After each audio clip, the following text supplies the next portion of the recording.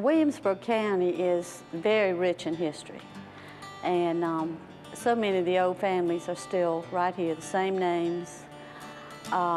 We have preserved the old county record newspapers on microfilm that were done at the South Carolina Library in Columbia years ago. Wonderful old cemeteries in this area. Just so much history that people from here just reach out all over the United States. We take great pride in the fact that we believe that Marion's brigade was born here. In the fall of 1780, Francis Marion was invited to take command of the 4 companies of Williamsburg militia. And they met at Witherspoon's Ferry, which was then a part of Williamsburg, what later became Williamsburg District. There was an interesting skirmish or battle at Black Mingo when Marion hit and then retreated into White Marsh in North Carolina. And then he heard that the Tories and the British had wreaked a lot of devastation among the community, including burning the Presbyterian Church at Indiantown. And so he and his men quickly returned to Williamsburg. We know a lot about it because one of the young men up there was William Dobbin James, who was left in White Marsh.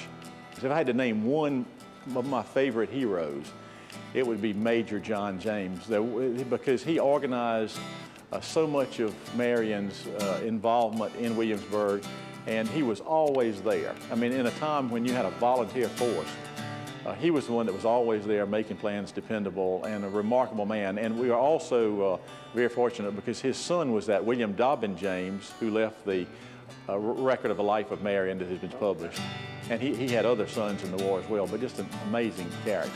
Thorn Tree is named for the creek on which it was located, but we believe it to be the home of James Witherspoon, built as early as 1749.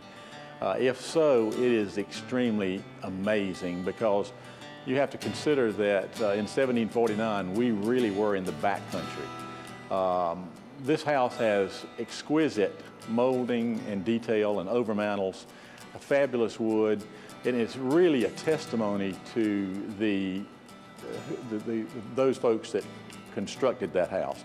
And that must have included very talented African Americans who would have labored to produce those boards and that wonderful detailing. There's so many exciting tales from the African American community that make our history so rich. A great African American leader named Stephen Swales, who came here in the Northern Army, but ended up making a home here. He was our state senator and a most remarkable man for his day. And we have, the Historical Society has, within the last few years, erected a marker at the site of his residence in King Street. And he's certainly worthy of much more research. You know, a very interesting leader was Major James Fowler Presley, who was a Confederate colonel and probably a brevet brigadier general, but he was the hero of the Battle of Atlanta, hailed from here. His home stood until recently.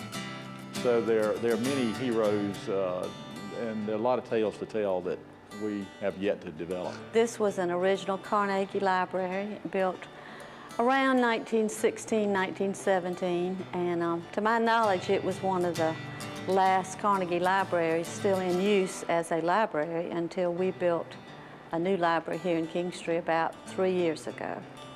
And so we were able to use this property. We're open 3 days a week, and we think we have a great location. We're here on the corner downtown, and now that we're open, we're getting quite a bit of traffic through here.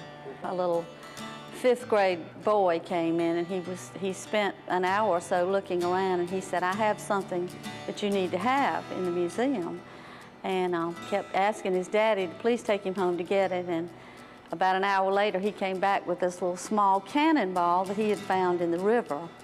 And he said, "You know, this is it. I asked my mama not to paint it, but she did anyway. But it's, according to Bill Chandler, maybe a live cannonball that we have on display." But he was so proud to put it in the museum. And good that you get them young. We're glad to have it. And we have a lot of school children come through here that we try to instill in them to talk to their parents and talk to their grandparents and learn about their family history. And we try to help them out with that.